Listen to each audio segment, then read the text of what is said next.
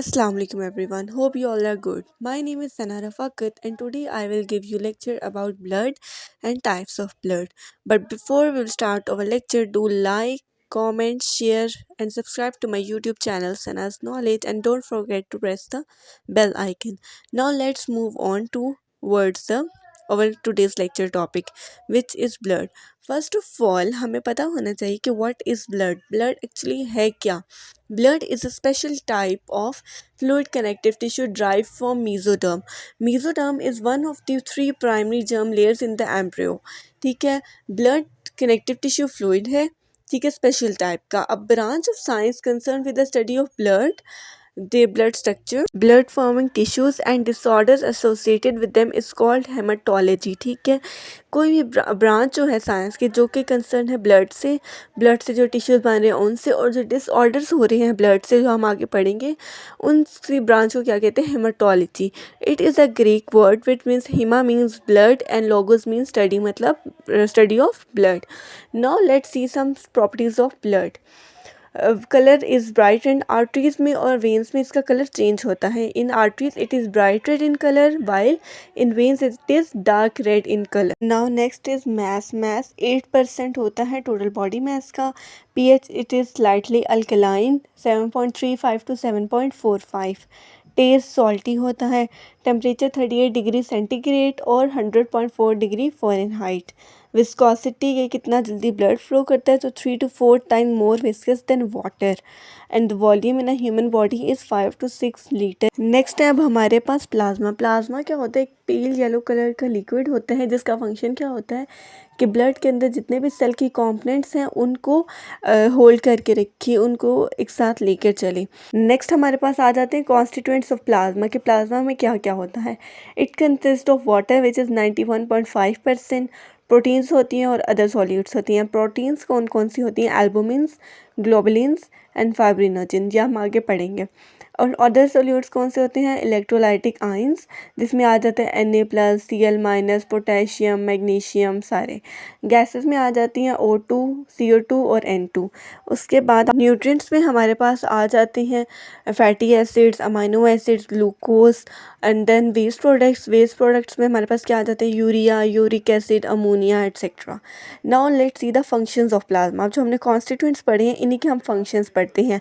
Water का क्या function होता है, it absorbs, transports and releases heat. Heat को अब्जॉर्ब करता है, ट्रांसपोर्ट करता है और रिलीज करता है. एल्बुमिन. एल्बुमिन क्या होता है, ऑस्मोटिक बैलेंस. और ऑस्मोटिक बैलेंस में ये क्या करता है, इसका काम होता है मेंटेनेंस ऑफ वाटर और सॉल्ट्स इन ब्लड. ये इन चीज़ों को होम्योस्टैसिस में रखता है. वाटर, सॉल्ट्स, इन सब चीज़ों को होम्योस्टैसिस में रखना ऑस्मोटिक बैलेंस होता है. मतलब ना ये बहुत ज़्यादा डाइल्यूट करता है, ना ही ये बहुत ज़्यादा कंसनट्रेटेड करता है ब्लड को. ठीक है, नेक्स्ट आ जाता है ग्लोबुलिन्स. ग्लोबुलिन्स क्या करता है, डिफेंस मैकेनिज्म. अब ये डिफेंस मैकेनिज्म फॉर एग्जांपल हम ले लें, अगर ऑक्सी हेमोग्लोबिन है, ठीक है, उसमें से आप जो आरबीसीज हैं, एरिथ्रोसाइट्स, वो क्या करते हैं, किल करते हैं पैथोजेंस को बाय ऑक्सीजन. तो ये डिफेंस मैकेनिज्म हो गया. नेक्स्ट है फाइब्रिनोजन. फाइब्रिनोजन का काम क्या होता है, ये ब्लड क्लॉटिंग करवाती है. और नेक्स्ट है इलेक्ट्रोलाइट आयंस. ये क्या करवाती है, इसका क्या काम होता है, पीएच बफरिंग. पीएच बफरिंग का मतलब ये है मेजर ऑफ रेजिड्यूल और reserve soil acidity. Soil acidity that is neutralize by lime in order to raise pH. अब ये सॉइल एसिडिटी जो है, एसिडिटी हो रही है सॉइल में, उसे न्यूट्रल करता है लाइम से, ताकि in order to raise pH, ताकि हम पीएच को रेज कर सकें. How much lime is ready to raise pH. अब ये अमाउंट पे डिपेंड करता है कि अगर हमारा पीएच बहुत कम हुआ हुआ है तो कितना लाइम चाहिए होगा, मतलब अमाउंट कितनी चाहिए होगी हमारे पीएच को चेंज करने के लिए. ठीक है, और अगर इसी तरह बहुत ज़्यादा हुआ हुआ है तो उससे कम करने के लिए कितना अमाउंट चाहिए होगा, it is called pH buffering. अब आ जाता है हमारे पास red blood cells. Red blood cells की क्या शेप होती है, सर्कुलर, बाइकनकेव, नॉन न्यूक्लिएटेड, मतलब इनका न्यूक्लियस नहीं होता और सर्कुलर इन शेप होते हैं. नेक्स्ट है साइज. साइज क्या होता है, इनके diameter 7 to 8 micrometre and thickness is 2.5 micrometre. Colour red होता है, सारी बातें पता है आपको, हेमोग्लोबिन पिगमेंट होती है, इसकी वजह से इसका कलर रेड होता है. काउंट अडल्ट मेल में 5.4 मिलियन आरबीसीज पर माइक्रोलीटर होते हैं और अडल्ट फीमेल में 4.8 मिलियन आरबीसीज पर माइक्रोलीटर. और लाइफ स्पैन 120 डेज होते हैं इनके, मतलब उसके बाद फिर ये रिकवर मतलब दोबारा प्रोड्यूस हो सकते हैं। 120 डेज इनका लाइफ स्पैन होता है। एरिथ्रोपोइसिस, अब एरिथ्रोपोइसिस क्या होता है? Production of RBCs is known as erythropoiesis. अब अगर इंक्रीज है नंबर ऑफ आरबीसीज तो वो क्या कहेगा? पोलीसाइथीमिया। और अगर decrease in number of RBCs known as erythropenia. Now adult में कहाँ पे होती हैं? Red bone marrow of long bones है हमारे पास, hip bone, breast bone, ribs. Child में कहाँ होती हैं? अप टू 5 ईयर्स, 5 ईयर्स तक बच्चों के लिए bone marrow of all the bones में होती हैं। और फीटस में कहाँ? लिवर और स्प्लीन में होती हैं। Now, what are the functions of red blood cells? It transport oxygen from lungs to tissues and transport CO2 from tissues to lungs. अब आपको पता है कि लंग्स में क्या होती है? ऑक्सीजन एक्सचेंज होती है। तो ऑक्सीजन जाएगी लंग से टिश्यूज में और जो कार्बन डाइऑक्साइड है वो टिश्यूज से कहाँ पे आएगी? लंग्स में। Normal blood contains 13 to 15 gram of haemoglobin पर 100 ml ऑफ ब्लड, ये आपको याद करना पड़ेगा। और एक आरबीसीज में कितने होते हैं? 250 मिलियन मॉलिक्यूल्स होते हैं हीमोग्लोबिन के। इस molecule of the haemoglobin carries 4 molecules of oxygen. Next है हमारे पास white blood cells. White blood cells shape amoeboidal nucleated nucleus होता है और ये अमोइबा की शेप में होती है, तो इसे amoeboid nucleated. Size is 12 to 15 micrometre. Colour is colourless and translucent.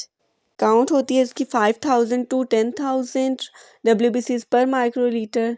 और लाइफ स्पैन होती है 10 to 13 days. Now it is the production of WBC is known as leucopoiesis. जो हमारा आरबीसीज की प्रोडक्शन थी वो थी एरिथ्रोपोइसिस और WBCs की प्रोडक्शन क्या है? Leucopoiesis. Increase in WBCs is known as leucocytosis and decrease in number of WBCs is known as leucopenia.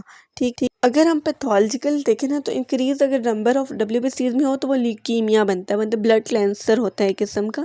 WBCs का ब्लड कैंसर, ठीक है, वो ल्यूकीमिया होता है। अब ये कहाँ पे होती हैं? अडल्ट में liver, spleen, tonsils, bone marrow. और फीटस में सिर्फ लिवर और स्प्लीन में बनती हैं। Now let's see the types of WBCs। White blood cells की दो टाइप्स होती हैं, ग्रेनुलोसाइट्स और एग्रेनुलोसाइट्स। ग्रेनुलोसाइट्स फर्दर डिवाइड होती हैं तीन में, न्यूट्रोफिल, इजोनोफिल और बेसोफिल। ये हम आगे फिर डिस्कस करेंगे। और एग्रेनुसाइट्स डिवाइड होती हैं दो में, लिम्फोसाइट और मोनोसाइट। वो भी फर्दर आगे डिवाइड होती हैं, लिम्फोसाइट आगे फर्दर डिवाइड होती है 3 में। अब हम ग्रैनुलर WBCs की टाइप्स को डिस्कस करते हैं। First we have neutrophils. अब मैंने आपको बताया कि जो WBCs होते हैं वो न्यूक्लिएटेड होते हैं, तो जो न्यूट्रोफिल्स हैं उनके पास न्यूक्लियस है विद 3 to 4 लोब्स। अभी किससे स्टेन हो रहे हैं? ये न्यूट्रल डाई से स्टेन हो रहे हैं। For example haematoxylin. Function is destroy bacteria by phagocytosis. और इनकी लोकेशन तीनों की क्या है? Bone marrow. Next we have acidophils, जिसे हम इजिनोफिल्स कहते हैं। It has nucleus with 2 lobes, stain with acidic dye eosin for example. अभी आप देख सकते हैं ये diagrams, there is a little bit.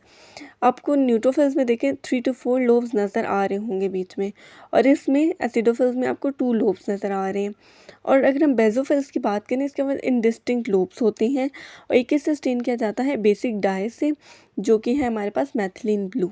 अब जो हमारे पास एसिडोफिल है इसका फंक्शन क्या होता है? ये हिस्टामीन हार्मोन को रिलीज़ करता है, फंक्शन करे एलर्जिक रिएक्शंस को इफ़ेक्ट में। और जो हमारे पास लास्ट है बेसोफिल्स, इसका क्या होता है फंक्शन? ये रिलीज़ करते हैं हेपरिन और हिस्टामीन हार्मोन्स को, ताकि वो अपना इफ़ेक्ट दिखा सकें जब हमें इन्फ्लेमेशन हो रही होती है एलर्जिक रिएक्शंस में, तो ये अपना काम दिखा सकें, ठीक है, इसलिए इनका ये फंक्शन होता है। और लोकेशन तीनों की क्या है? Bone marrow. Next we have agranular WBCs। इनकी दो टाइप्स हैं, लिम्फोसाइट और मोनोसाइट। लिम्फोसाइट के आगे फर्दर 3 हैं लेकिन वो हम इधर डिस्कस नहीं करेंगे।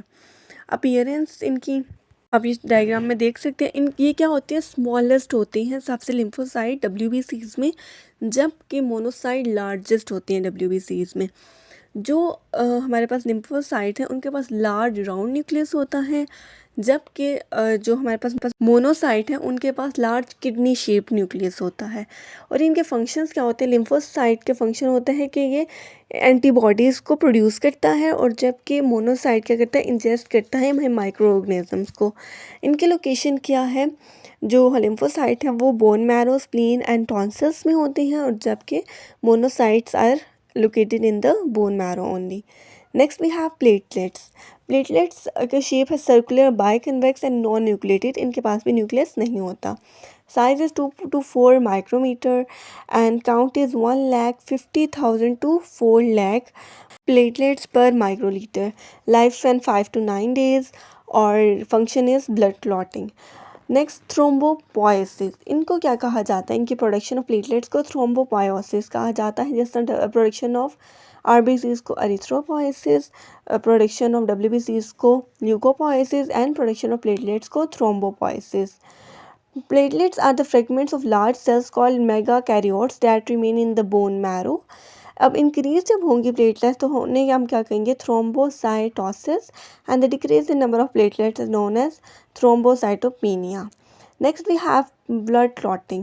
Blood clotting is the process in which blood loses its fluidity and becomes a jelly-like mass few minutes after it is shed out. अब ब्लड क्लॉटिंग वो प्रोसेस है जिसमें हम ब्लड अपनी फ्लूइडिटी जो विस्कोसिटी है वो लूज़ कर देता है और एक जेली लाइक मैस में आ जाता है। जैसे ही वो, अब हमें कहीं पे भी कोई कह लें ज़ख़म हुआ है तो वो कुछ देर बाद उससे ब्लड निकलेगा और उसके बाद वो ब्लड ख़त्म होके कुछ एक क्लॉट सा बन जाता है, ठीक है, जैसे जम सा जाता है। तो वो चीज़ है कि कुछ मिनट बाद वो एक जेली लाइक मैस की फॉर्म में आ जाता है।